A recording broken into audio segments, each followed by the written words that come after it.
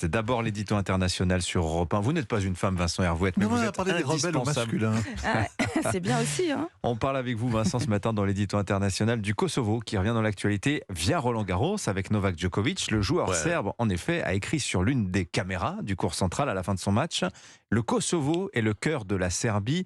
Arrêtez la violence. Alors l'épicentre de cette violence, c'est le nord du Kosovo où vivent 40 000 Serbes qui s'accrochent à leur village.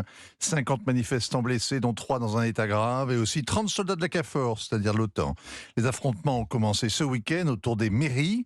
Le mois dernier, les Serbes du Kosovo ont boycotté les élections. Ils se disaient curés par le pouvoir central.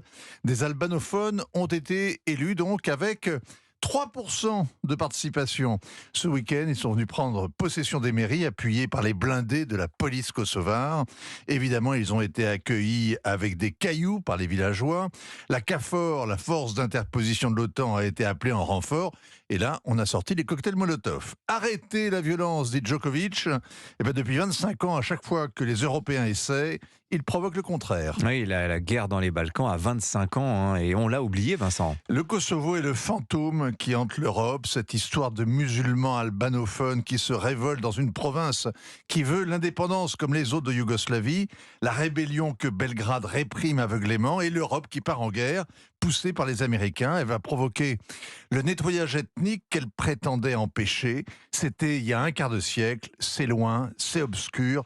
Et avec le recul, c'est pire. Pourquoi ?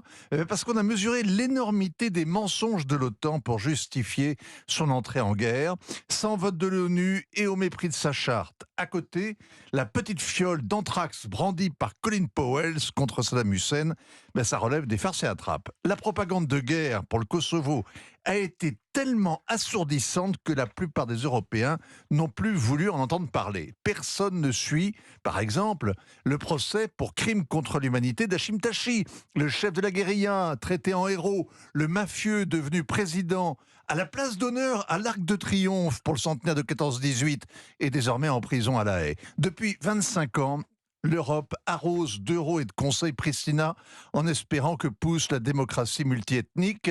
L'OTAN a des troupes sur place pour laisser une chance à la paix d'imprégner ces terres sauvages. En vain, le Kosovo reste la république bananière de l'Europe.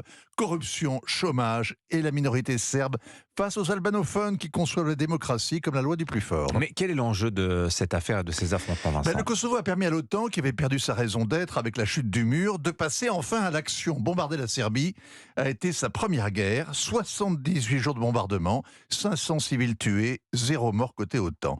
L'énorme bureaucratie militaire installée à Bruxelles est devenue un outil militaire performant qu'ont adopté tous les anciens pays du pacte de Varsovie. Le dernier à vouloir entrer, c'est l'Ukraine, évidemment. Il y a 25 ans, l'OTAN a rectifié les frontières figées depuis la Seconde Guerre mondiale. Elle a arraché une province à la Serbie. C'est le précédent que brandissent les Russes à chaque fois qu'ils en font autant chez leurs voisins, en Géorgie d'abord, en Crimée ensuite, dans le Donbass maintenant. Le Kremlin souffle sur les braises au Kosovo pour faire diversion. Le Kosovo a été une répétition avant la guerre en Ukraine. C'est aussi un avertissement sur ce que l'avenir peut-être nous réserve. Signature Europe 1, Vincent Hervouet. Merci Vincent, 7h47.